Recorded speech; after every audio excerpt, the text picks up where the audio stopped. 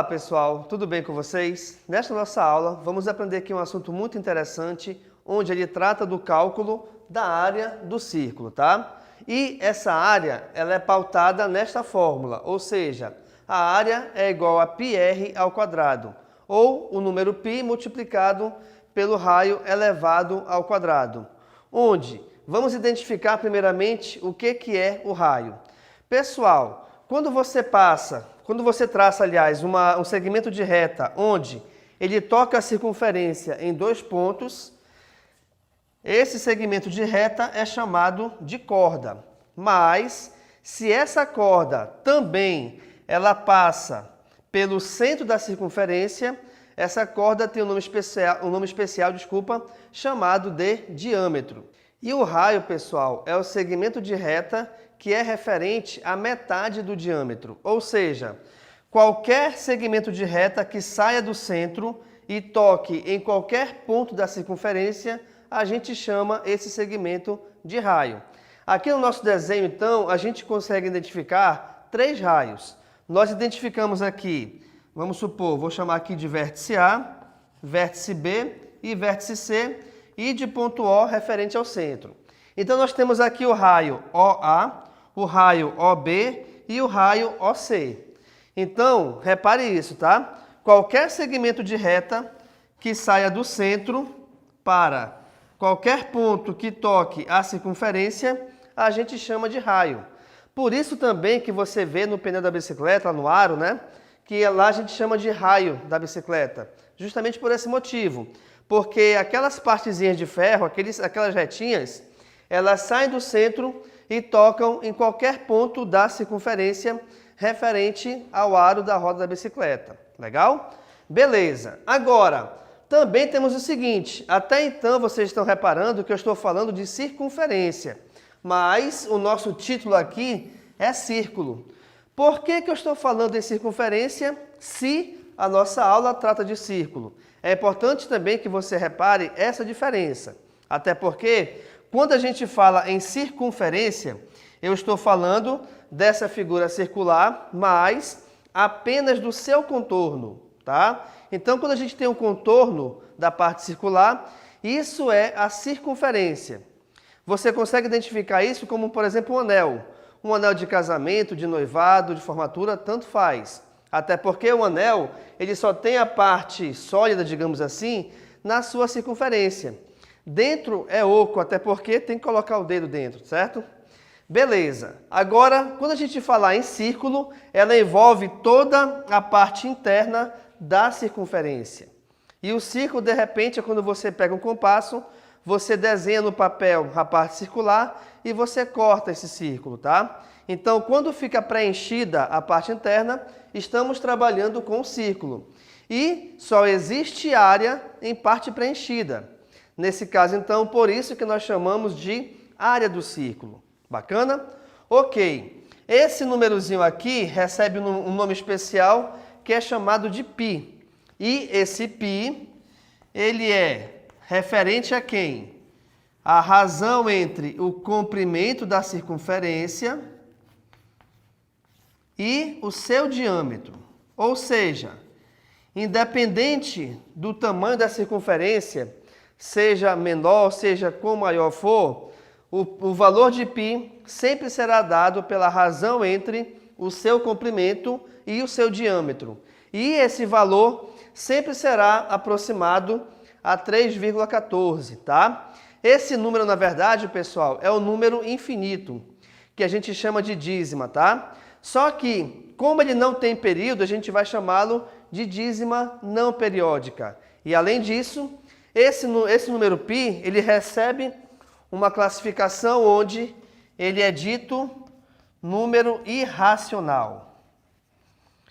Por que ele é irracional? Porque esse número π é um número que a gente não consegue escrever o seu valor em forma de fração. Vamos só relembrar o seguinte, nós temos números racionais e números irracionais.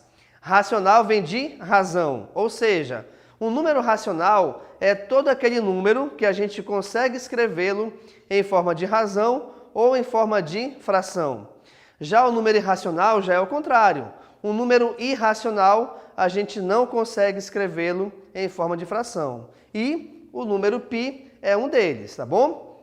Logo, então, para que a gente possa determinar e calcular a área de um círculo, eu dependo única e exclusivamente dessa fórmula, π vezes r ao quadrado.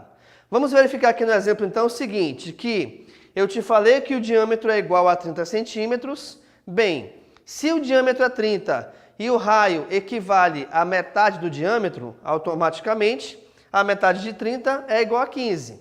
Então, temos aqui no exemplo, eu quero calcular a área desse círculo, sendo que o raio é igual a 15.